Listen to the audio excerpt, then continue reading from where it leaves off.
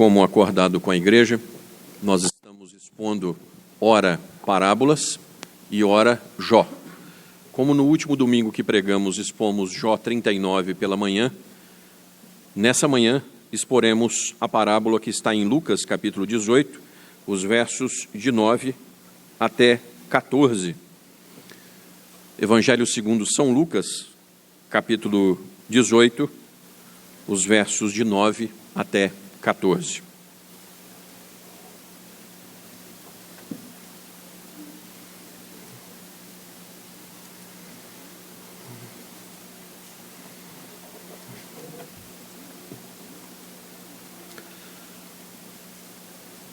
Irmãos, nós cantamos há pouco: pela tua palavra esclarece todo engano. Nós cantamos isso. E uma das coisas que mais tem me preocupado na igreja são as orações vazias. E os hinos cantados são orações. Quando nós oramos de forma vazia, nós estamos afrontando a Deus. Quando nós não pensamos e ainda falamos amém no final do hino, nós estamos pecando. Então nós estamos diante de um texto, irmãos, e o próprio tema do sermão colocado no boletim: a autojustiça subverte até a oração. Quando nós estamos em pecado, a oração fica ruim. O estudo bíblico, nós vamos no estudo bíblico para competir um com o outro. Nas reuniões de concílio, eu tenho que saber mais do que o outro, eu tenho que usar artifícios para espezinhar o outro. Então, todas as coisas podem ser subvertidas por alguém que está em pecado. Irmãos, autoimagem é a parte descritiva do conhecimento que o indivíduo tem de si próprio. É o self, em inglês. Autoimagem é a descrição que a pessoa faz de si mesma, atribuindo-se valor. Então, autoimagem é aquilo que eu penso de mim mesmo. E a maneira, irmãos, de nós, através da qual nós nos vemos em relação às outras pessoas. Nós contamos as nossas conquistas, nós contamos a importância da nossa cultura, o nosso papel na sociedade. E a autoimagem está intrinsecamente ligada, portanto, à autoestima. Queridos, nós temos tentado ensinar à igreja que o único radicalismo que presta é na palavra de Deus. Então nós somos radicais na palavra. Aquilo que a palavra diz, nós vamos fazer. Ou vamos morrer tentando. Estamos tentando, irmãos, com tudo aquilo que podemos. Mas essa coisa do equilíbrio, ela tem que ser buscada até na autoimagem. Algumas pessoas se acham, por um ego exacerbado, a última bolacha do pacotinho. Se eu não estiver aqui, a igreja acaba. Acaba nada, irmãos. A igreja vai em frente, a empresa vai em frente, tudo vai em frente. Não existe pessoas imprescindíveis. Viu, irmãos? Cuidado. Mas também não caminhe para o outro lado do pecado. O outro lado do pecado é se achar a pior pessoa do mundo. Se você é a pior pessoa do mundo, Deus está falhando, porque você é filho, você é filha. Como é que você vai ser a pior pessoa do mundo? Então, cuidado, tenha equilíbrio quando pensar em si mesmo. Nem no extremo e nem no outro. Vamos orar, irmãos? Senhor nosso Deus, Tu sabes que somos pó, Tu sabes da nossa depravação, do nosso coração que tende apenas às coisas ruins, mas nós estamos diante do único instrumento que o Senhor usa para nos desmascarar e para nos transformar. A fé vem pelo ouvir e ouvir a pregação da palavra do Senhor. Nos desmascara hoje pela manhã, ó Deus. Às vezes estamos com egos inflados, nos aborrecendo por coisas que é a nossa arrogância. Senhor nosso Deus, usa esse ensino da Escritura para trabalhar conosco e também para nos colocar de pé. Lemos pela manhã que aquele que está em Cristo é uma nova criação ou uma nova criatura. Que as coisas velhas passem de verdade e que nós sejamos transformados, Senhor.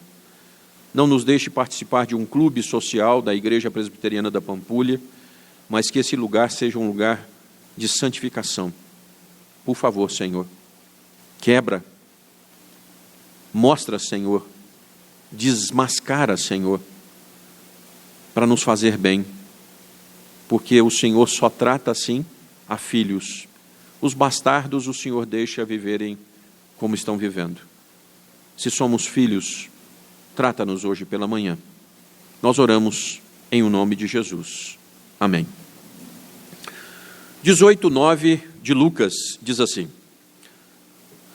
propôs também essa parábola a alguns que confiavam em si mesmos. O Senhor acabou de contar uma parábola, está contando outra parábola, e esse foi o método escolhido pelo Senhor Jesus para ensinar. O Senhor Jesus, como mestre por excelência, ele usava parábolas para vermos por paralelismo. Ou seja, isso está acontecendo aqui. Quem sou eu aqui do lado? Então, a Escritura não é para você parar e, oh, que bonito. É para você olhar para a Escritura como por um espelho, se vendo e dizendo assim, olha, tem um negócio aqui, ó.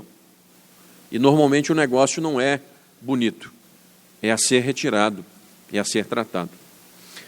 E aí, irmãos, essa parábola é para que nós enxerguemos, tirando os olhos do que nós achamos, para enxergar aquilo que nós reconhecemos. Então, cuidado com aquilo que você acha. Estou cansado, irmãos, muito cansado. Estou muito cansado. Cansado de dardos inflamados do maligno. Tenho clamado ao Senhor. Estou cansado. São coisas que não têm nada a coisa com a outra e as pessoas, por acharem, fazem um cavalo de batalha em cima. Então, por favor, não é o que você acha. É o que de fato é. Aí o Senhor Jesus disse a parábola a alguns que confiavam em si mesmos por se considerarem justos e desprezavam os outros. Então, normalmente, quando você se acha, você vai desprezar os outros. Isso é terrível. Ele diz assim, 2 homens, sempre 2, né, irmãos? O Senhor Jesus nunca diz um terceiro. Existe apenas o caminho da esquerda e o da direita. Não existe um terceiro caminho. Ah, mas eu estou em cima do muro. Parabéns, o muro é do diabo também. Então, ou é direita ou é esquerda. 2 homens, normalmente um salvo e outro completamente perdido, subiram ao templo com o propósito de orar. Um fariseu e outro publicano. O publicano era um judeu trabalhando para o governo romano, cobrando impostos dos seus irmãos. E por ser trabalhador para o dominador estrangeiro, era alguém que era detestado e por isso também desonesto. Verso 11. O fariseu, posto em pé, orava de si para si mesmo, desta forma. Então, irmãos, é possível Deus não escutar uma oração? Claro, não está sendo destinada a Ele. É possível nós orarmos de nós para nós mesmos, na nossa arrogância. Nós podemos orar assim por achar que nós somos os mais dignos da igreja. Nós podemos orar assim. E podemos orar, irmãos, e isso tem me preocupado demais, por querermos impressionar quem está à nossa volta. Então, na nossa justiça própria, eu tenho que orar na igreja para todo mundo dizer assim, puxa vida, que oração. O fariseu orava assim. Ó Deus, te dou graças, porque não sou como os demais homens roubadores. Senhor, eu te dou graças porque eu sou melhor do que os outros. Eu sou melhor do que a maioria, viu, Senhor? Te dou graças. Esses são injustos, adúlteros, mas nem como este publicano, viu, Senhor?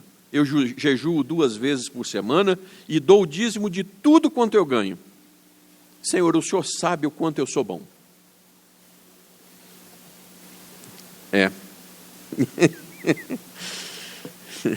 O verso 13, o publicano, estando em pé longe, não ousava nem ainda levantar os olhos ao céu. Esse homem estava tomado de uma vergonha tão grande por se reconhecer miserável pecador, que ele batia no peito dizendo: ó Deus, sê propício a mim, pecador. Isso é, irmãos, uma confissão, é um pedido de misericórdia. Sê propício, Senhor, a esse miserável que está falando com o Senhor. Bom, irmãos, o Senhor Jesus diz assim: digo-vos que este desceu justificado para a sua casa, e não aquele.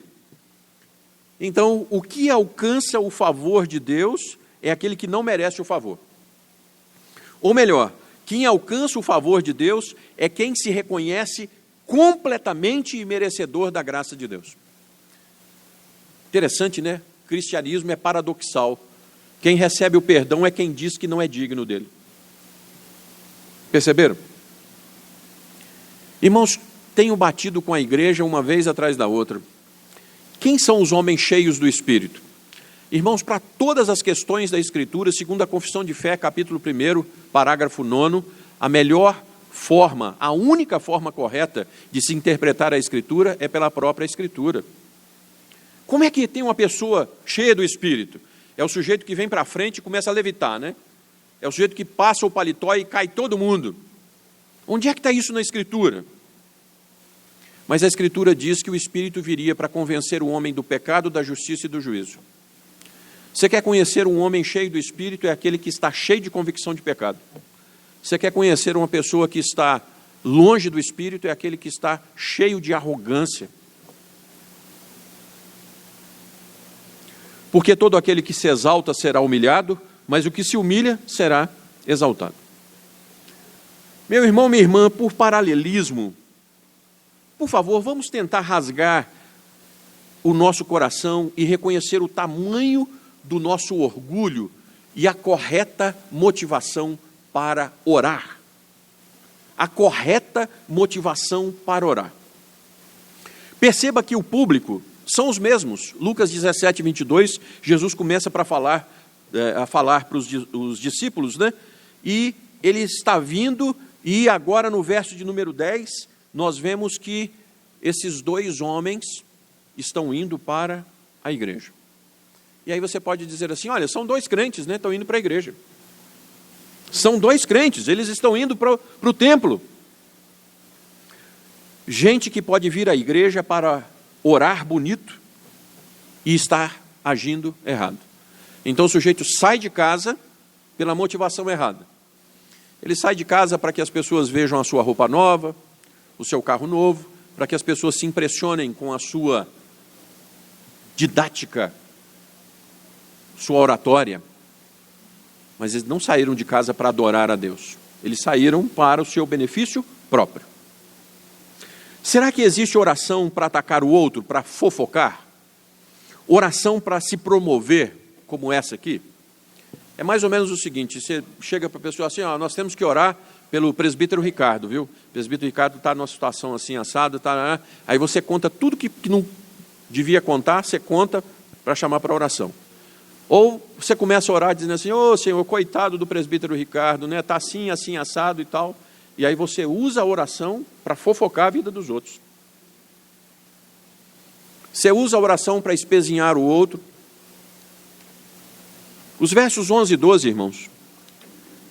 O fariseu, a partir de si, ele descrevia o que ele via dos homens e de si mesmo. Esse sujeito, nós teríamos que abrir mais as duas folhas ali que não abre para o sujeito passar. Porque inchado, inflado o ego desse cara, ele, né?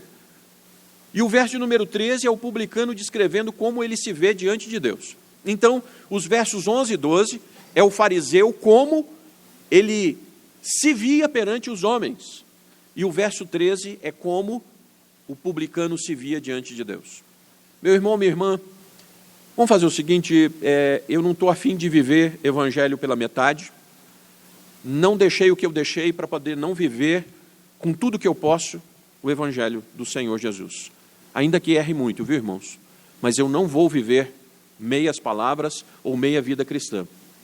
Você está preocupado como você se vê Você está preocupado como as pessoas te veem, ou você está preocupado com aquilo que Deus sabe ao seu respeito?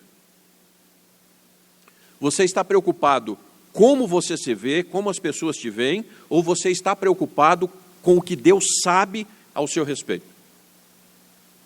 A correta exegese desse texto é, com todo o contexto, o problema farisaico da justiça própria. É verdade que isso ataca o orgulho e trata do verdadeiro sentido da oração. Irmãos, justiça própria é aquela que anula a necessidade de um justificador de Cristo. Justiça própria é o causador da blasfêmia contra o Espírito Santo. O sujeito é tão bom que ele não precisa de Cristo. Nem nas orações, né? Senhor, eu sou tão bom que minha oração já chegou aí. O Senhor Jesus nem usei, não precisei. Bailey, comentando esse texto, ele mostra que a estrutura dessa parábola, como a do bom samaritano, é composta de 7 estrofes. E no final ela volta ao clímax que está no meio, no centro. Então vejamos, irmãos, por favor, o que Deus tem a nos colocar pelo texto. Verso de número 9, você pode ler comigo? Lucas 18, 9. Leiamos, por favor.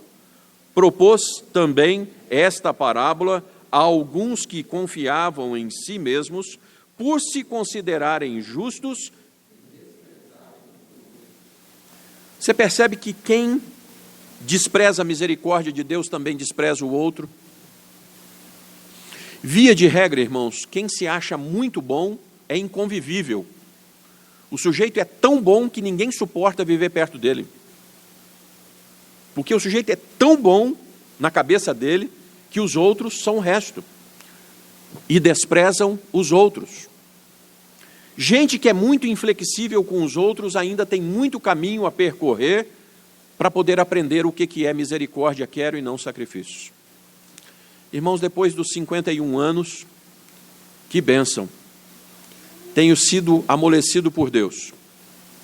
Hoje ninguém usa mais, né? Hoje você chega no açougue e fala assim, passa o bife 2 vezes para mim. E a maquininha passa 2 vezes, né?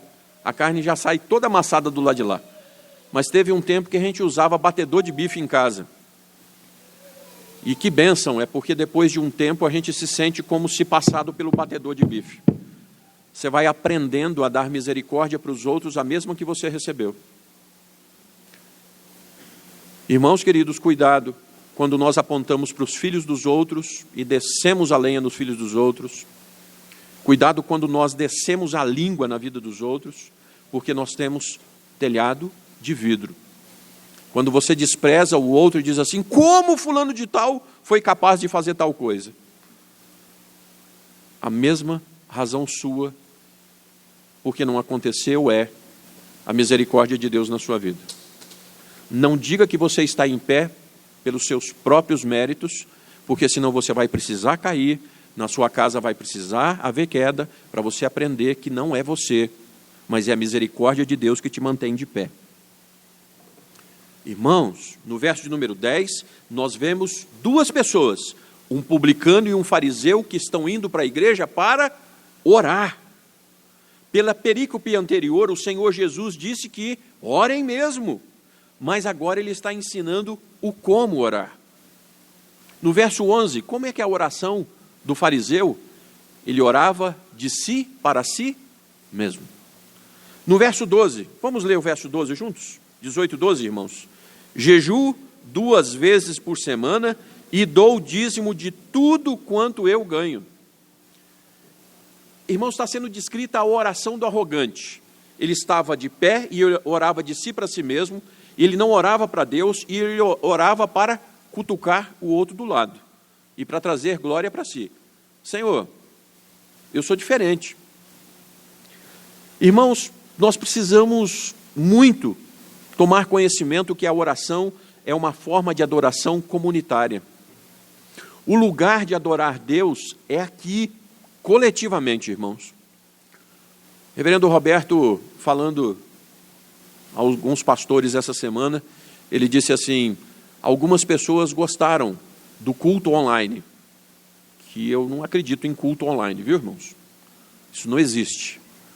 Existe você assistir uma pregação, mas culto não. Salmo 133 diz que A bênção do Senhor é decretada na comunhão dos santos. E os crentes, irmãos, agora estão sentindo um ardor por congregarem, oração comunitária, nós orarmos juntos, nós estarmos juntos. Que delícia é estarmos na casa de Deus. Agora, quando nós orarmos aqui então, não ore na primeira pessoa. Algumas pessoas terminam dizendo assim, eu oro. Não, irmãos, a congregação inteira vai dizer amém, porque nós estamos orando a oração daquele que está nos dirigindo. Vamos aprender isso. Você ora na primeira pessoa em casa. E olhe lá, hein? Até lá você deve orar dizendo assim, eu. Essa palavrinha é perigosa, hein? Então, por favor, aqui você não ora eu. Você ora nós. O fariseu posto de pé, muito certamente à parte, porque ele também tinha que se distinguir, né? Eu acho que se ele viesse orar aqui, ele ia pedir um banquinho para poder subir onde está a flor amarelinha. Então, se o fariseu viesse aqui, ele ia pedir para orar ali. Ou aqui no púlpito, né? Que é o lugar mais alto. Então, tem que ser notado. Uns adoram a si mesmos e outros adoram a Deus. E Deus está à procura de adoradores dele, em espírito e em verdade. O fariseu posto de pé, ele colocava, irmãos, alguma coisa que no texto nós precisamos muito. É provável que havia outros homens junto com todos aqueles, ou com os dois, e aí o fariseu era aquele que se achava tão santo, que ele se encostasse no publicano, ficaria imundo. Então eu tenho que estar num lugar bem separado. Essa semana, comentando em casa, nós imaginávamos o Senhor Jesus sendo membro de uma igreja presbiteriana. Ia dar um rebuliço. O Senhor Jesus ia chegar num domingo trazendo uma prostituta pela mão, ia sentar no primeiro banco com ela. No culto da noite ia trazer um travestido, no outro dia ia ser um drogado, ou uma turma completa, né? E aí o seguinte, as pessoas sentam perto, né? Eu não posso não, que eu sou tão santo que eu não posso chegar perto de pessoas assim. Irmãos? Nós estamos precisando fazer algumas viagens missionárias para poder conhecer um pouquinho de necessidade, para valorizarmos a bênção da comunhão dos santos com as pessoas mais humildes. E aí, irmãos, vai ele, né? Ó Deus, graças te dou por não ser como esse homem. O agradecimento dele é para a sua glória, não é para a glória de Deus. Mas confessionalmente ele começa direito, porque a oração deve começar com ações de graças, irmãos. Vocês sabiam? Via de regra, nós oramos errado. Nós começamos pedindo. A oração começa com ações de graças. E aí, ele começa até certo, mas ele está orando para a sua glória. Depois ele coloca o publicano no mesmo nível de adúltero, injusto e roubador. O injusto e roubador cabe realmente ao publicano, né? Mas adúltero, como o filho mais velho fez com o pródigo, sabe quando você está querendo acrescentar alguma coisa na sua maldade, na oração da maldade? Aí você diz assim, Senhor, eu oro por ele porque ele é adúltero também. Não. É porque você está querendo pesar tanto sobre o indivíduo que você adiciona predicado para ele. Foi a mesma coisa que o filho mais velho fez com o filho mais novo, da parábola do filho pródigo. E aí nós chegamos ao clímax da parábola 12, verso 12. Jejuo 2 vezes por semana e dou o dízimo de tudo quanto eu ganho. Irmãos, nós precisamos entender isso aqui. A lei de Moisés tinha apenas um dia de jejum, que era o dia da expiação, por ano. Um dia por ano. E você sabe o que acontece aqui? O fariseu diz assim, eu dou o dízimo de tudo que eu ganho, não apenas do meu salário. E Senhor, eu jejuo, não é uma vez como a sua lei manda por ano, não. Eu jejuo toda segunda e toda quinta. O fariseu está dizendo assim, Senhor, eu sou tão bom que não apenas cumpro a lei, como eu extrapolo a lei. Rapaz, o cabra é bom. Tem gente que se acha assim. Mas no verso de número 12, então, irmãos, ele está cutucando de novo o publicano, por quê? Eu não sou como esse publicano aqui que cobra impostos do seu povo e dificulta dar o dízimo, não. A despeito desse indivíduo aqui, eu entrego o dízimo. Então ele está cutucando de todas as formas que ele pode com uma oração. O sujeito que dizima além da conta, né? Sabe, o sujeito chega na igreja, aí você olha, tem uma camisa por dentro, né? Aí você vai chegando direitinho, ele fala assim, vem cá, deixa eu te mostrar.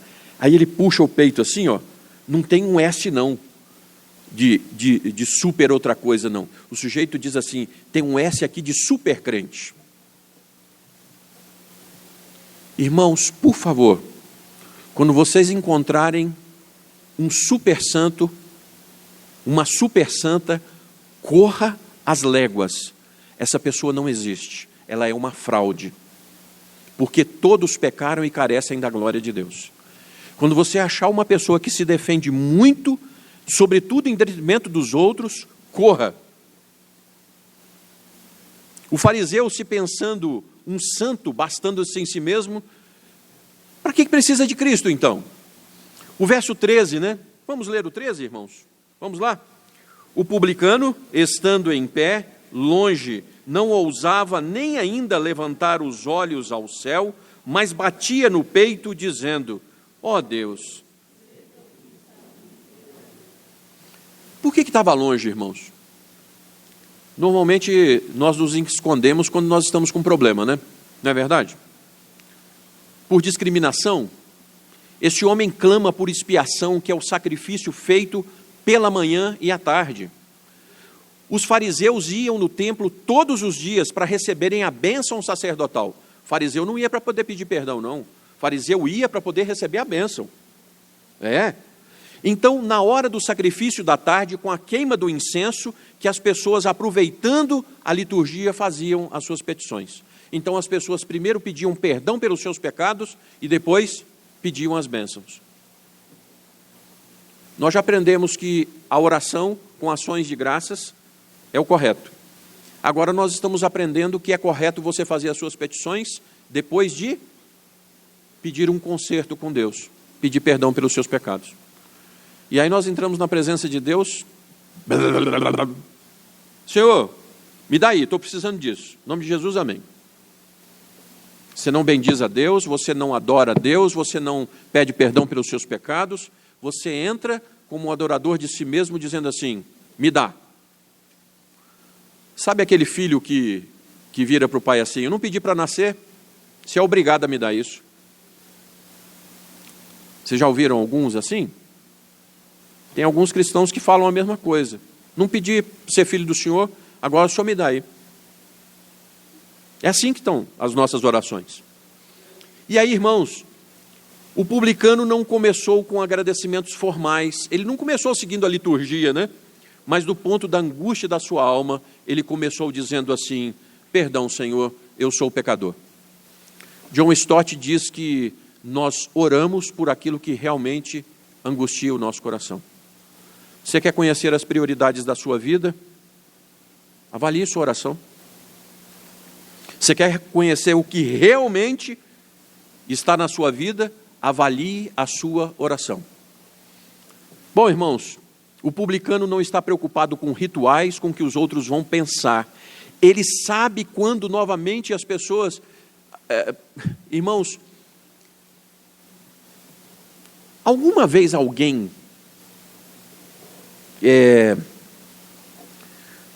teve certeza que as pessoas vão encontrar defeitos sempre? Eu vou reformular a pergunta. Você tem certeza que as pessoas vão achar defeito em você sempre?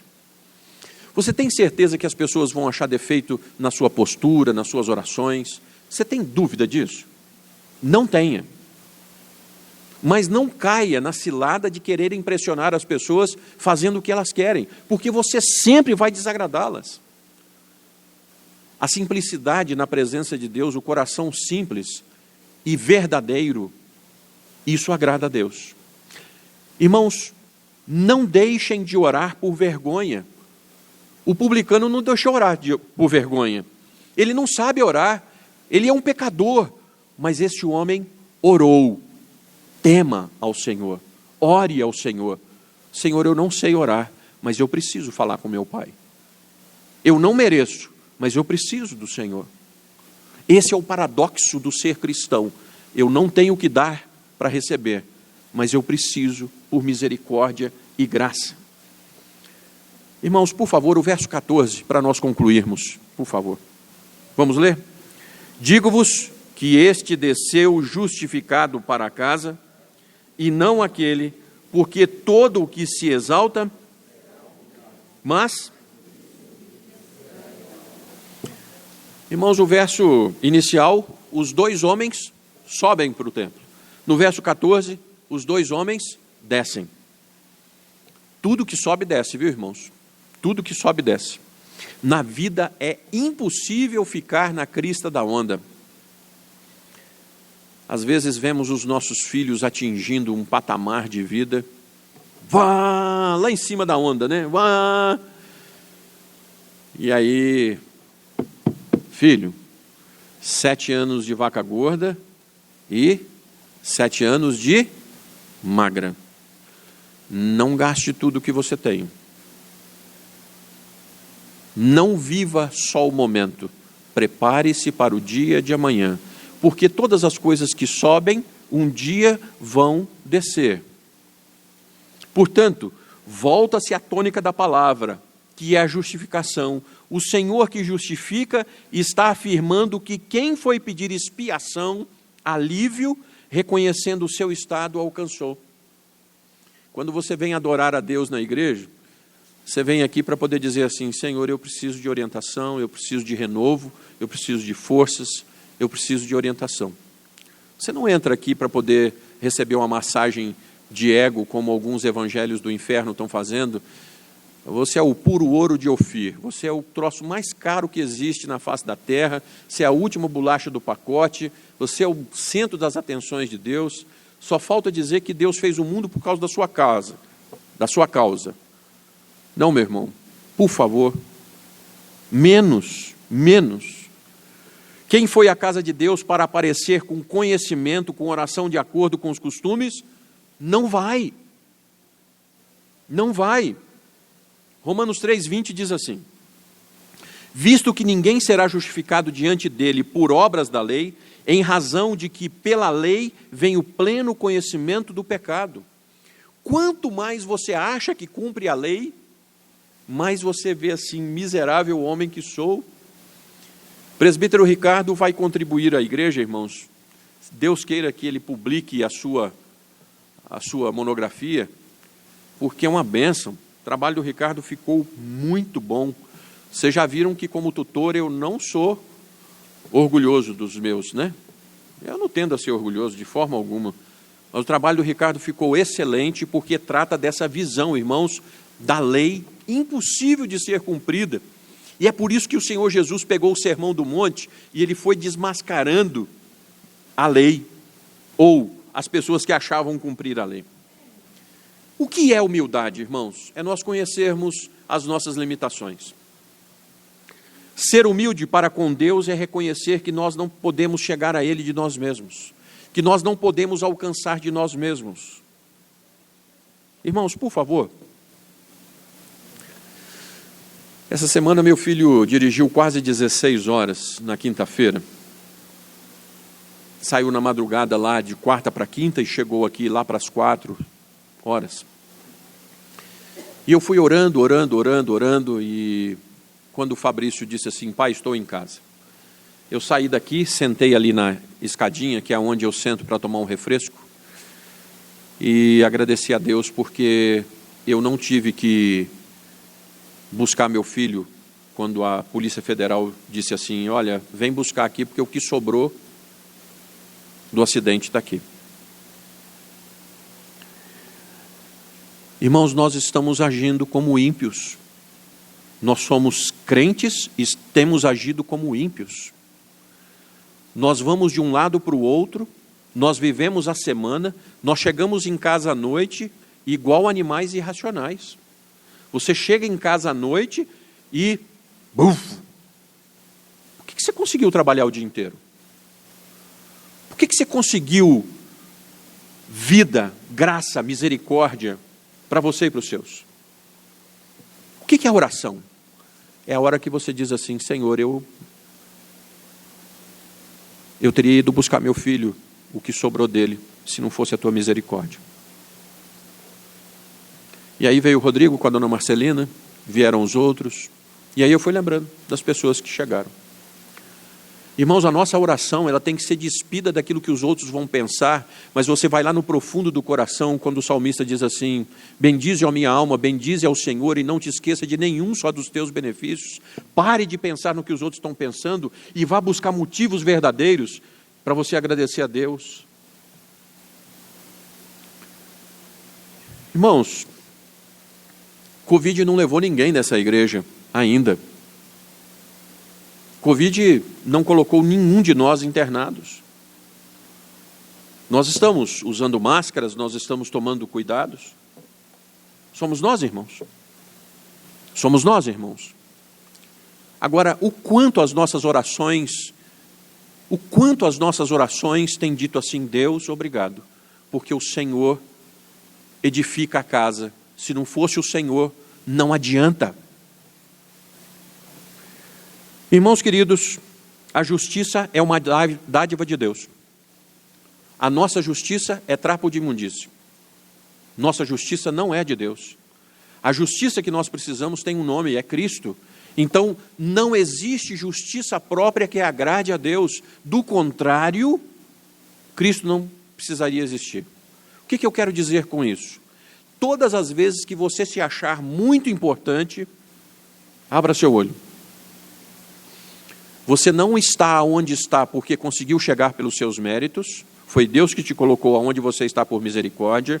Você só vai permanecer aonde você está por misericórdia, você só vai obter bênçãos aonde você está por misericórdia. Dependa completamente de Deus. Inútil vos será levantar tarde, comer o pão que penosamente granjeastes. Aos seus amados, Samuel Rutherford diz assim: a cruz de Cristo é o mais suave fardo que eu já carreguei.